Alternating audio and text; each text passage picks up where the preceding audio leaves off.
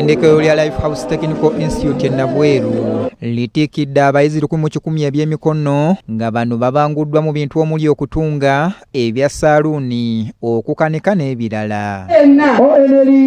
Abayizi ababanguddwa baweereddwa ebintu ebikozesebwa omuli ebyalaani n'ebirala ng'entandikwa.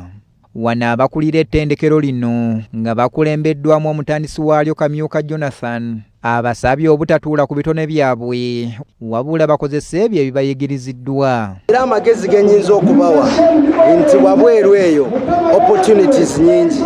Lifehouse kuyambyeko nekuwa ekyalaani, nekuwa pamiti, nekuwa kompyuta, nekuwa laptop, naye gwe amaanyi gali mu mikono gyo okufuula ekyo kye tukuwadde zaabu. Tubayozaayoza era tubaagaliza okugenda mu nsi muwangule nga Yesu bw'agamba yajja atuwa obulamu mu bujjuvu.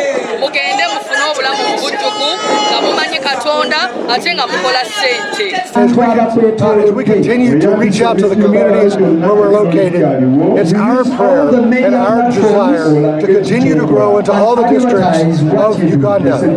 In social justice and just loving on people and bringing the love and the social work, and it's an amazing thing. And we're just in the US trying to keep up with it. Abakulembeze b'ekitundu kino nga bakulembeddwa mubaka wa Nansana Municipality Wakayima Musoke wano we basabidde gavumenti okukwasizaako amatendekero g'ebyemikono okumalawo ebbula ly'emirimu. Bango olwayo tulabye abasobola okukola welding, abasobola okukola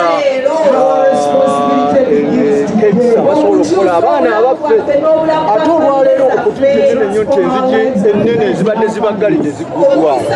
Ebbula ly'emirimu nno lyekkubo etusobola okuyita okulinogera eddagala. Abakulira abazadde basibiridde abayizi entanda ey'okukulembeza empisa kw'ossa n'obutatunda bintu bye babawadde.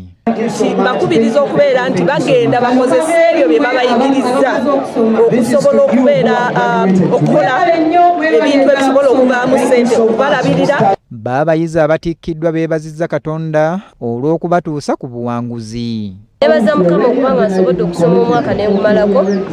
Tebibadde byangu nali manyi sijja kusobola naye nebaza Mukama nti nsobodde okumalako. Nga nsoma hairdressing and cosmetology. Nebaza Mukama olw'okumpisa mu lusoma luno. Shafik Galiwango, BBS Telefina.